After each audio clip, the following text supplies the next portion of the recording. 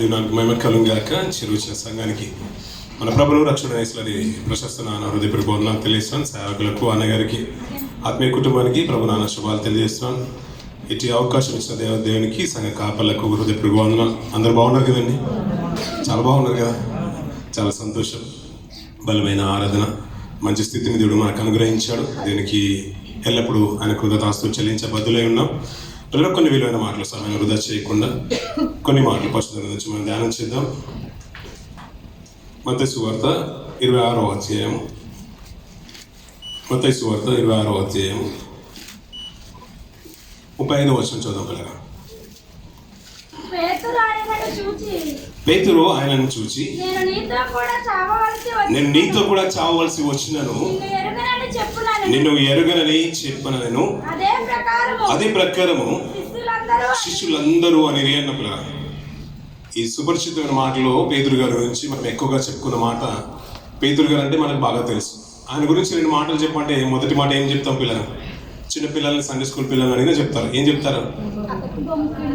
ఆయన 3 సార్లు అబద్ధం ఆడిన విషయం మనకు బాగా తెలుసు.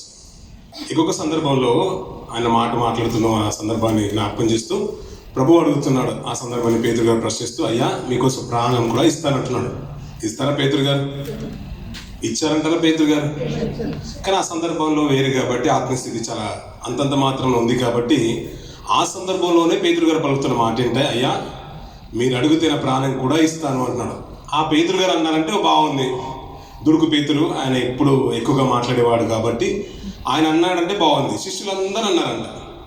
ఇప్పుడు మన ఆత్మస్థితిలో మనం చాలా ఉన్నతంగా ఉన్నాం కాబట్టి ప్రభు అడిగాడు అనుకోండి, అమ్మా మీరు ఏం చేస్తారు అని అంటే, నేను అది చేస్తాను, మంచి వంట వండుతాను, మీకు ఒక పరిచయం, ఒక మీటింగ్ పెడతాను, ఇవన్నీ చెప్తాం. చివరికి చాలా భక్తి పనులు అయితే మనం ఏమంటాం? ప్రాణం కూడా ఇస్తాను ప్రభు, మీరు ప్రాణం పెట్టేశారు కదా, మేము కూడా ప్రాణం పెడతామని మనం కూడా అంటాం. అవును కదండి? పేతురు గారు కూడా అలాగే అన్నారు. ఈ సందర్భాన్ని అర్థం చేసుకోవడానికి మీకు మంచి మాట మీ ముందు నుంచి ఆశపడుతున్నాను పిల్లలు. అదే అధ్యాయం 6వ వచనం నుంచి కొన్ని మాటలు మనం చూద్దాం పిల్లలు. యేసు బేతనియలో ఉన్నప్పుడు ఒక స్త్రీ మిక్కిలి విలువగల అత్తరు బుడ్డి తీసుకొని ఆయన యొద్దకు వచ్చి ఆయన భోజనమునకు కూర్చుండగా దానిని ఆయన తల మీద పోసెను. సరిపోతుంది పిల్లలు. ఈ సందర్భం మాకు తెలిసిన విషయమే, కానీ కొన్ని సందర్భాలను మేము వచ్చి ఆశపడుతున్నాం పిల్లలు. ప్రభు ఒక ఇంట్లో ఉన్నాడు, బేతాని అనే ఒక గ్రామంలో ఉన్నారు. ఆ ఇంట్లో ఉన్నప్పుడు చాలా మంది ప్రభు వచ్చాడంటే ఆటోమేటిక్గా అందరూ వస్తారు. అవును కదండి? ఆయనతో పాటు ఒక మరియ మార్త కుటుంబం కూడా అక్కడ ఉంది. లాజర్ గారు కూడా వచ్చారు. ప్రభువుని చూడడానికి వచ్చారు, అలాగే లాజర్ని కూడా చూడడానికి వచ్చాడు. ఎందుకంటే లాజర్ గారు చనిపోయి తిరిగి లేచారు కాబట్టి. కొద్దిసేపు అయినా చక్కగా విందాం పిల్లలు. అక్కడ సందర్భంలో ఒక స్త్రీ కనబడుతుంది. ఆ స్త్రీ ప్రస్తావన తీసుకొస్తాడు. లూకా గారు రాస్తారు ఈ స్త్రీ గురించి, మార్కు గారు రాస్తారు, అలాగే యోహాన్ గారు కూడా రాస్తారు. యోహాన్ గారు అంటారు ఆమె ఎవరు కాదు మరియా అని అంటాడు. లూకా గారు అంటారు ఆమె పాపాత్మురాలైన స్త్రీ అంటాడు. ఇలా చాలా మాటలు మాట్లాడుతుంటారు. చివరికి ఏంటంటే ఒక కుటుంబం, ఒక ఉన్నతమైన కుటుంబం, దేవుని కొరకు బ్రతకాలన్న కుటుంబము మరియా, మార్త, లాజరు గారు. తన సహోదరుని కోల్పోతుంటే ప్రభు ఆమెను లేపాడు కాబట్టి వారు ఇంకా దేవునికి బలంగా బ్రతుకుతున్న కుటుంబం పిల్లలు. అందులో మరియా గారు ఏం చేస్తారంటే ఒక అత్తరు బుడ్డిని తీసుకొచ్చి ప్రభుని అభిషేకించిందంట. యోహాన్ గారు దీని గురించి మంచి మాట్లాడతారు. 12వ అధ్యాయంకి వచ్చాడు పిల్లలు. యోహాను సువార్త 12వ అధ్యాయం మొదటి నుంచి చూసే బదులు 2వ వచనం చూద్దాం పిల్లలు. మార్త ఉపచారము చేసెను, లాజరు ఆయనతో కూడా భోజనము కూర్చున్న వాళ్ళు ఒకడు. అప్పుడు మరియా మిక్కిలి విలువ గల అచ్చ జటమాంసి అత్తరు ఒక సేరున్నర ఎత్తు తీసుకొని యేసు పాదములకు పూసి తన తల వెంట్రుకలతో తుడిచెను. సరిపోతుంది. ఇక్కడ ప్రేయర్ ప్రస్తావన కూడా తీసుకొచ్చారు. ప్రభు వచ్చిన తర్వాత సాక్షాత్ ఒక సేవకులు మంచి కుటుంబం మన ఇంటికి వచ్చారనుకోండి, చాలా రోజుల తర్వాత మంచి వేట మాంసం తీసుకొచ్చి మరీ వంట చేస్తాం. అవునా కాదా? తెలియదు, చేస్తాం కదా. మార్త గారు కూడా అదే చేశారు. మనం ఏమన్నా అంటే మార్త మంచిది కాదన్నాం, మరి ఏ మంచిది అన్నాం. అవును కదండి? ఎందుకంటే మరియా ప్రభు యొక్క మాటలు ఎందుకు లక్ష్యం ఉంచిన మాట ఎక్కువగా వింటూ ఉంటాం. మార్త గారిని ప్రభు వచ్చారు, ప్రభుని ఉట్టి చేతులతోని ఖాళీ కడుపుతో ఎలా పంపించగలుగుతుంది? మరి తల్లులు సర్వసాధారణంగా మీరు అందరు సహోదరి మనలో ముందు తీసుకునేది ఏంటంటే వారు ఎలా వచ్చారు, ఏం తిన్నారు, ఏం తిని వెళ్తారనే అదే ఆశ ఉంటుంది. మార్త గారు కూడా అదే చేశారు. ఇంకా చెప్పాలంటే పిల్లరా, మనం ఏమన్నామంటే మరియ మంచిది, మార్త మంచిది కదన్నాం. భక్తులు ఏమన్నారంటే లూకా సువార్తకు వెళ్తుంటే ఆమె పాపాత్ముల స్త్రీ అన్నారు. ఒకప్పుడు మరియ జీవితం మంచి లేదండి, కానీ ప్రభు మాటలు ఆమెను చాలా మార్చేశాయి. మార్చిన తర్వాత ఏమైందంటే ప్రభు కొరకు బ్రతుకుతే ప్రభు మాటల కొరకే బ్రతకాలనుకుంది. అందుకని ప్రతిసారి ఆయన మాటలు ఎందే లక్ష్యం ఉంచేది. మార్త ఏంటంటే ముందు నుంచి యోగ్యురాలు కాబట్టి ఇప్పుడు అప్పుడప్పుడు మన విశ్వాసంలో బై బర్త్ క్రిస్టియన్ అనే మాటలు మనం ఎక్కువ వింటూ ఉంటాం. మనం కాపరి గారు, మా నాన్నగారు కాపరే, అలాగే మా బంధువర్గం అంతా కూడా పరిచయం ఉన్నారు కాబట్టి మనం ఎలా అనుకుంటామంటే ఏం పర్లేదని కొద్దిగా ఆలస్యం వెళ్ళినా పర్లేదు అనుకుంటాం. అంటే ఒక చులకన భావం అనేది ఈజీగా వచ్చేస్తూ ఉంటుంది క్రైస్తవ జీవితంలో. మార్త గారి విషయంలో కూడా అలా జరిగింది. ఎందుకంటే తను కూడా ఏమనుకున్నా అంటే అంత బాగుంది కదా, ప్రభువును వట్టి చేతులతో ఎలా పంపిస్తాం, అతను మంచి భోజనం పెట్టి పంపించాలని విస్తారమైన పనులు పెట్టుకొని పనిలో బిజీ అయిపోయింది అంతే.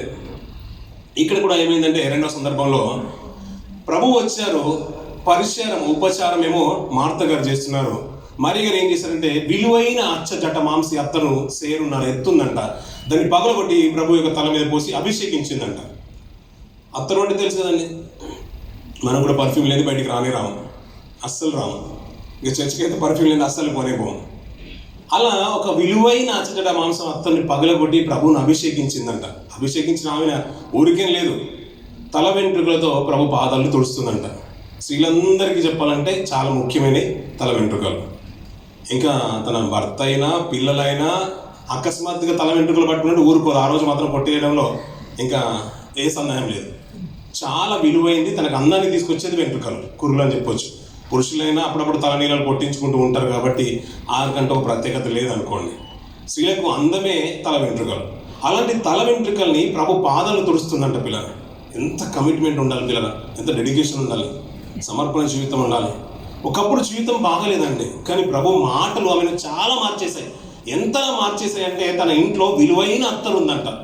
ఎంతయ్యా అంటే భక్తుడు చెప్తున్న మాట ఏంటంటే ఆ శిష్యులలో ఒకడు అనగా ఆయన అప్పగింపబడిన ఇస్కరియోతు యూదా ఈ అత్త వెందుకు 300 దేనారాలకు అమ్మి బీదలకు ఇవ్వచ్చు అన్నాడు. ఎంత ఉంటుందంట దాని విలువ? 300 దేనారాలు ఉంటుందంట. 300 దేనారాలు ఆ రోజుల్లో 300 దేనారాలు. ప్రభు భూమి మీద సంచరిస్తున్న కాలంలో, శరీరధారిగా సంచరిస్తున్న కాలంలో 2000 సంవత్సరాల క్రితము 300 దేనారాల విలువైన అచ్చజట మాంసపు అత్తరును మరియ గారు పగలగొట్టి ప్రభువును అభిషేకించిందంట. అంత విలువైంది ప్రభుకి ఎందుకు సమర్పించింది? అంతేకాదు ఏదో ఉంది కాబట్టి, ఇంట్లో ఉంది కాబట్టి తీసుకొచ్చి సమర్పించిందంటే ఒక అర్థం ఉంది. అంత స్త్రీకి ఒక అందమే కురులైతే ఆ వెంట్రుకలతో ప్రభు పాదాలు తుడాల్సిన అవసరం ఏముంది? కానీ బహుశా ప్రపంచం అంతా కూడా ఆ ఇస్కరియోతు యూదా ఆలోచించినట్టుగానే ఆలోచించిందండి. ఎందుకంటే జనం దృష్టిలో, లోకం దృష్టిలో అత్తరు విలువైంది అనుకుంది.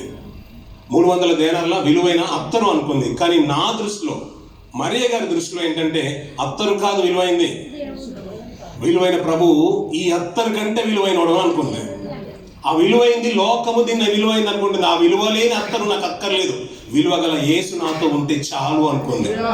నా బ్రతుకును మార్చింది ప్రభువు కాబట్టి బ్రతుకు కొరకు, ఈ బ్రతుకు కొరకు ఆయన ఇచ్చింది కాబట్టి ఆయనకు ఏదైనా సమర్పిస్తాను అనుకుంది.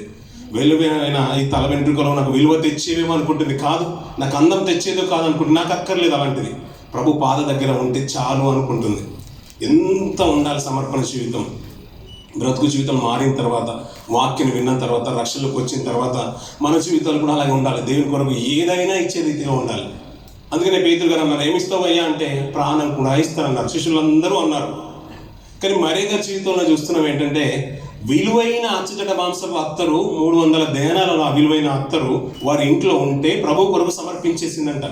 మీరు ఆలోచించండి పిల్లలు, ప్రభు వారు ఆ రోజులు సంచరిస్తున్న కాలంలో ఒక రోజు కూలి 1 దేనారం, రోజంతా పని చేస్తే 1 ధరం వస్తుంది.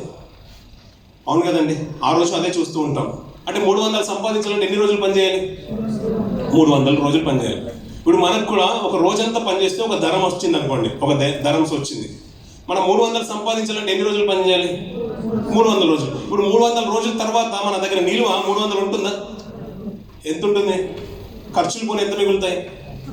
మరి ఖర్చులన్నీ పోను, మన ఇంటికి పోను, అలాగే మన రూమ్ రెంటు, మరి ఇంకా చెప్పాలంటే కరెంటు బిల్, ఇవన్నీ పోను. మన తినగా మిగిలింది 300 మిగిలాలంటే ఎన్ని సంవత్సరాలు పని చేయాలి? 365 రోజులు పని చేస్తే 365 ధరమ్స్ వస్తాయి. ప్రతిరోజు మనం పనికి వెళ్తాము, వెళ్ళం కదా. మరి 300 పోగేయాలంటే ఆమె ఎన్ని సంవత్సరాలు కష్టపడి ఉండాలి? అలా కష్టపడి ఖర్చులు పోను తినగా పోను మిగిలింది విలువైన అచ్చజాట మాంసం అత్తరు తన దగ్గర ఉంటే ఆ విలువైంది ప్రభువును అభిషేకించడానికి సమర్పించేసిందంట పిల్లలు. లోకము దృష్టిలో విలువైంది అత్తరేమో కాదు, నా దృష్టిలో మా ప్రభువే విలువైనోడు, దాని కొరకు నేను దేనైనా సమర్పిస్తానని విలువైన అచ్చజాట మాంసం అత్తరు సమర్పించేసింది. వీటన్నిటిని కళ్ళారా చూస్తున్నారు శిష్యులు. ఇదంతా సందర్భం అంతా కూడా కళ్ళ ఎదుటే జరుగుతుంది. అందులో ఒక శిష్యుడు ఏమంటున్నాడంటే, అయ్యా దీన్ని ఎందుకు సమర్పించేసింది, ఇది ఏం అవసరం అయ్యా అంటే, ఎందుకు ఆ స్త్రీని గురించి అలా మాట్లాడుతున్నారు, తను చేసింది మంచి కార్యము అంటాడు. సర్వలోకంలో ఎక్కడైతే సువార్త ప్రకటింపబడుతుందో 2000 సంవత్సరాల తర్వాత మనం కూడా మాట్లాడుకుంటున్నాం, ఇంకా తర్వాత తరాలు కూడా మాట్లాడుకుంటాయి. ఆమె సమర్పించింది చిన్నదనుకున్నానే కాను, ఆమె చేసింది గొప్ప కార్యము. ఆమె జ్ఞాపకార్థంగా సాక్షార్థంగా ఇది సర్వలోకం ఆమె కీర్తిని ప్రశంసిస్తుందని ప్రభు చెప్తున్నాడు. ప్రభువే చెప్పాడంటే అది చాలా గొప్ప విషయం అని మనకు అర్థమైపోతుంది. కానీ ఇస్కరియోతు యూదా అనుకున్నాడంటే, డబ్బు అది విలువైంది, దాన్ని సమర్పించాల్సిన అవసరం ప్రభుకు లేదు అని అనుకున్నాడు. అందుకనే ఈ తీరా ఈ సంఘటన అవ్వగానే వెంటనే మత్తయి సువార్త దగ్గర చదువుకున్న మాట 26వ అధ్యాయంకి వచ్చిన పిల్లలు, వెంటనే ఆయన చేసిన సందర్భాన్ని మనం జ్ఞాపకం చేసుకుందాం. 14వ వచనం నుంచి, అప్పుడు 12 మందిలో ఒకడు ఇస్కరియోతు యూదా ప్రధాన యాజకుల ఎదుకు వెళ్ళి, నేను ఆయనను మీకు అప్పగించిన యెడల నాకేమిత్తురు అని అడుగుతున్నాడు. ఇప్పుడు మరియ గారు ముందున్నారు, ఆయన పక్కనే ఎవరున్నారు? ఇప్పుడు ఇస్కరియోతు యూదా గారు ఉన్నారు, శిష్యులందరూ ఉన్నారు.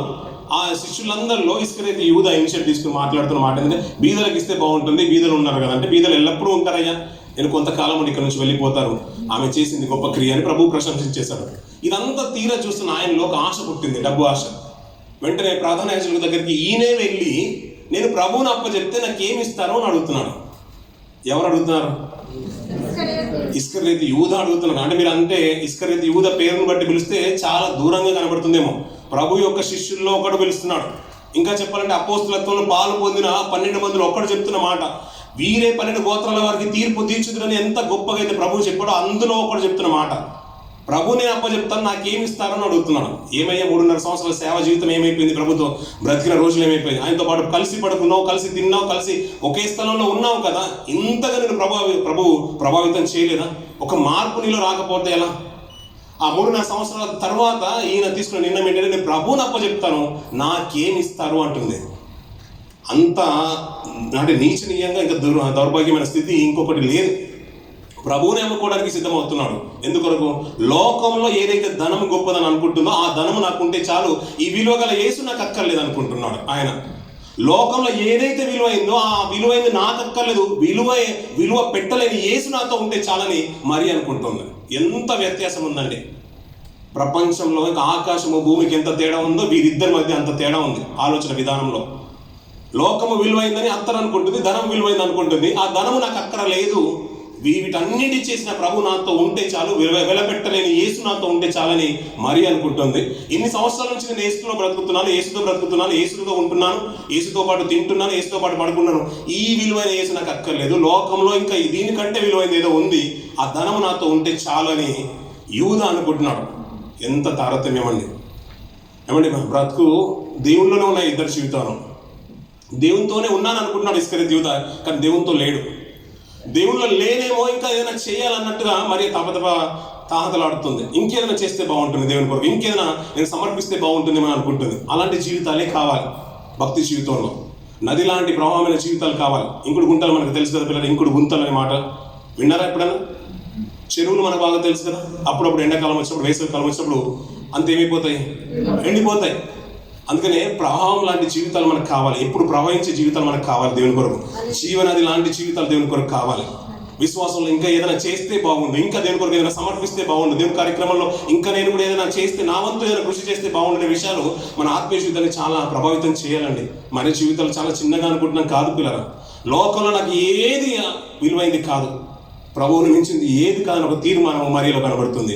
ఇస్కరియోతు యూదా జీవితం లేదంటే, ప్రభు మామూలుగానే ఆయనతో ఉన్నాను కాబట్టి ఆయన అంటూ ఏదో ఒక ప్రత్యేకత నాకు కనిపించట్లేదు, లోకంలో చాలా విలువైనవి ఉన్నాయి, అందుకని నేను పొలం కొనుక్కున్నాను, దానికి సంపాదించుకున్నాను. అందుకని ఆయన చనిపోతున్న కాలంలో ఒక పొలం కొనుక్కునే సందర్భం కూడా మనకు బాగా తెలుసు. దానికి డబ్బులు కట్టుకోవాలి, చాలా ధనం సంపాదించుకోవాలి, ఏనో సంపాదించుకోవాలి. లోకంలో ప్రభు కంటే విలువైన ఎన్నో ఉన్నాయని యూదా అనుకుంటున్నాడు. వీరి మధ్య జీవితాలు చూస్తూ ఉంటే మనకు ఒక పాఠం అయిపోవాలి. మరి అన్నీ సంపాదించుకుని ప్రభుకు సమర్పించిన అన్నీ సంపాదించి ప్రభువుకు సమర్పించిన మరియా లాంటి జీవితాలు కోరుకుంటామా, లేకుంటే ప్రభుతో ఉంటూనే లోకాన్ని సంపాదించుకోవడానికి ఇష్టపడుతూ ఇస్కరియోతు యూదా లాంటి జీవితాలు కావాలనుకుంటా? ఏమవుదువు అని అంటాను నేను. అందుకని నువ్వు ఏమవుదువు? మరియా అవుదువా, ఇస్కరియోతు యూదా అవుదువా? ఎవరిలాంటి జీవితాలు కావాలండి మనకు? మరియా లాంటి జీవితాలే కావాలా? అందరూ ప్రాణం పెడతాను, నేను కూడా పెడతాను అన్నాడు పేతురు గారు. వారితో పాటు శిష్యులు అందరూ పెట్టారంట. ఇస్కరియోతు యూదా కూడా ప్రాణం పెట్టేశారండి. కానీ ఎలాంటి జీవితం కొరకు తన ప్రాణం పెట్టడం మనకు బాగా తెలుసు. తర్వాత జీవితంలో పేతురు గారు కూడా ప్రాణం పెట్టేశారండి. నీ ప్రాణం కాదు దేవునికి కావాల్సింది, భక్తి జీవితమే దేవునికి కావాలి, పవిత్రమైన జీవితమే కావాలి. దేవుని కొరకు కావాలి అంటే కంప్లీట్గా డెడికేటెడ్ అయిన జీవితమే కావాలి, సమర్పణ జీవితమే దేవుని కొరకు కావాలి, భక్తి జీవితమే కావాలి. అమ్మండి అప్పుడప్పుడు ఆలోచించండి పిల్లలు, అప్పుడప్పుడు మన బిర్యానీ మనకు పొట్లాలుగా దొరుకుతూ ఉంటాయి. రంజాన్ టైంలో కానీ అప్పుడప్పుడు చారిటీస్ నుంచి మనకు బిర్యానీ వస్తూ ఉంటాయి. బిర్యానీ చాలా గుమగుమాల మంచి స్మెల్ వచ్చి బిర్యానీ వచ్చింది అనుకోండి, తీసుకుంటామా? తీసుకోమా? వాళ్ళు ఇస్తున్నారు, తీసుకుంటాం. ఆ చేతుల నిండా కుస్తుంది అనుకోండి, తీసుకుంటారా మీరు? వడ్డించి ఆయన చేతుల నిండా కుస్తుంది, ఏదో చీము రక్తం అంతా కారుతుంది, తీసుకుంటారండి. ఏమంటే లోకంలో మనకే ఒక నీతి ఉందండి, మానవత్వం ఉందండి. మంచి స్థలంలో ఉండాలి, మంచి ప్లేస్లో ఉండాలి, మంచి ఆహారం తినాలని. దేవుడు పరిశుద్ధుడు అంటాడు. ఎవరంట ఆయన? మరి పరిశుద్ధుడికి ఆయనకు కావాల్సిన పిల్లలు కూడా పరిశుద్ధంగానే ఉండాలి. అందుకని సాహసం ఇచ్చిందండి. దీంట్లో ప్రతిరోజు మనము నూతనంగా మెరుగు పెట్టబడుతూ ఉండాలి. మనకున్న లోటుపాట్లన్నీ కూడా సరి చేసుకుంటూ ఉండాలి. భక్తి జీవితంలో ఇంకా ఉన్నతమైన స్థానంలోకి రావాలి. దానికి ఏదైనా కొదువైంది ఏదైనా ఉంటే, క్రీస్తు పడిన పాటలో కొదువైంది ఏదైనా ఉంటే పౌలు గారు సమకూరుస్తున్నాను అంటాడు. ఎందుకంటే మళ్ళా మిమ్మల్ని కనడానికి ప్రసవేదన పడుతున్నాను అంటాడు. ఒక తల్లికి ప్రసవేదన ఎలాంటి భారాన్ని చేకూరుస్తుందో అలాంటి ప్రసవేదన పౌలు గారు మాటికి ప్రసవేదన పొందుతూనే ఉన్నారంట. ఏమంటే మళ్ళీ 2 గర్భాలు నార్మల్ డెలివరీ అయ్యాయనుకోండి, ఏ తల్లి ఓర్చుకుంటుందని? మళ్ళీ 3వ ప్రసవం కొరకు వెయిట్ చేస్తుందా? ఎందుకంటే ఆ ప్రసవ వేదన అంత ఇంత కాదు. ఆ తల్లికే తెలుసు ఆ వేదన ఎంత ఉంటుందో. ఈ రోజులో ఆ బాధను భరించలేక సిజరీన్కి వెళ్ళిపోతున్నారు. అమ్మ 3 కానుపులు అయ్యే కదా, ఇంకొకరిని కను, నా ముచ్చట 4 ఉంటే బాగుంటుందని 4వ కానుపు వరకు ఉంచుకుంటుంది తల్లి. వద్దు నాకు అక్కర్లేదు అంటారు. ఎందుకంటే ఆ బాధ మామూలుగా ఉండదు. అందుకని ఈ మధ్య కాలంలో భర్తలు కూడా వెళ్తున్నారు ఆ డెలివరీ ఆపరేషన్ థియేటర్లోకి. వెళ్తున్నప్పుడు చూస్తూ ఉంటే భార్య మీద విపరీతమైన ప్రేమ పెరిగిపోతుంది. అందుకని ప్రతి భర్త అవకాశం ఉంటే మీరు అందరూ వెళ్ళిపోండి. డెలివరీ టైంలో మీ భార్య దగ్గర మీరు ఉండండి. మరొక జన్మ లాంటిది అంటారు. అందుకని ఇలాంటి జన్మ ప్రభు మనకి ఇచ్చేశాడు. పిల్లలు, మిమ్మల్ని కన్నాను, నేను కొనుక్కున్నాను, నా రక్తం ఇచ్చి మిమ్మల్ని కడిగి పవిత్రులు నిలబెట్టేశాను. మళ్ళీ ఒకవేళ పాపం వైపు మీరు వెళ్ళిపోతే ఈ ప్రసవ వేదన మాటికి సేవకులు పడుతూనే ఉంటారు. ఎందుకంటే నిన్ను తీర్చి పరిశుద్ధిగా నిలబెట్టడానికి. అందుకని పౌలు గారు మాట ఏంటంటే, నేను మరలా ప్రసవ వేదన పడుతున్నాను. అంతకుముందు పడే ఉంటాడు కదా, మళ్ళీ పడుతున్నట్టు. ఎందుకంటే నిన్ను పవిత్రుడిగా తీర్చిదిద్దాలని. అంటే అయినా కూడా మళ్ళీ పాపం వైపు వెళ్ళిపోతుంటే, మళ్ళీ ధనం వైపు వెళ్ళిపోతుంటే, లోకాశల వైపు వెళ్ళిపోతుంటే ఇప్పుడు ఆయన ఏం చేయాలంటారు? ఆయన ఏం చేసి ఇంకా మనల్ని నిలబెట్టడానికి ఆస్కారం ఉంటుంది? చేయాల్సినవన్నీ ఆయన చేశారు. పిల్లలు అందరికీ పంపించిన చివరికి తన ప్రియ కుమారుని కూడా పంపించేసి మన కొరకు ఆయన ప్రాణాన్ని అర్పించే రీతిగా ఈ భూమి మీద అతన్ని వధించేశారు. పిల్లలు ఇవన్నీ చూస్తున్న మన జీవితంలో, భక్తి జీవితంలో ఒక ఉన్నతమైన దశ రావాలి కదండి. దేవుని కొరకు మార్పు రావాలి. అందుకని పిల్లలు ఈ మాటను ఇంకా మనం అర్థం చేసుకోవడానికి ఒక పాత నిబంధనలో ఒక మంచి సందర్భాన్ని జ్ఞాపకం చేస్తారు. పిల్లలు సమూయేలు గ్రంథము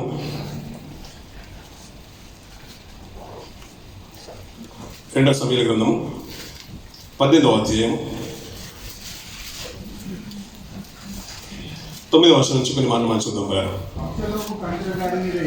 అబ్షలోము కంచెర గాడిద మీద ఎక్కి పోవచ్చు, దావీదు సేవలకు ఎదురాయను. ఆ కంచెర గాడిద యొక్క ఆ గొప్ప మస్తకి వృక్షం యొక్క చిక్కు కొమ్మల క్రిందికి పోవునప్పుడు అతని తల చెట్టుకు తగులుకొని నందున అతడు ఎత్తబడి ఆకాశంకు భూమికి మధ్యను వేలాడుచుండగా సాగిపోయెను.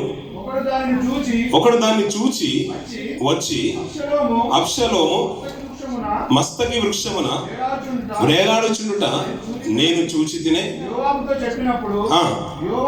యోవాబు నువ్వు చూచి ఉంటివే, నేల కూలునట్లు నీవతని కొట్టకపోతేవేమి? నీవతని చంపిన ఎడల 10 తులముల వెండియు నీ ఒక నడికట్టును నీకు ఇచ్చి ఉందునని తనకు సమాచారము చెప్పిన వానితో అని నోట. ఈ సందర్భం తెలుసు కదండి, మీకు తెలుసు కదండి. దావీదు గారి యొక్క కుమారుడు తండ్రిని చంపడానికి ప్రయత్నం చేస్తున్నాడు. మనకు తెలుసు అంత రాజ్యం అంతా కూడా ఆ రీతిగా సాగుతున్న సందర్భంలో అబ్షలోము గారికి విపరీతమైన జుట్టు పెరుగుతూనే ఉంటుంది. ఇందాక స్త్రీ కదా తల వెంట్రుకలతో తుడిచినట్టుగా తనకంటే కూడా ఎక్కువగా అబ్షలోముకు జుట్టు ఎక్కువ ఉంటుంది. తీరా మన సర్దార్లు పంజాబీ వాళ్ళు కట్టుకున్నట్టుగా ఇలా కట్టుకునేవాడు. వెళ్తున్నప్పుడు కింద నుంచి గార్ధవం వెళ్ళిపోయింది. ఆ జుట్టు కాస్త ఎక్కడ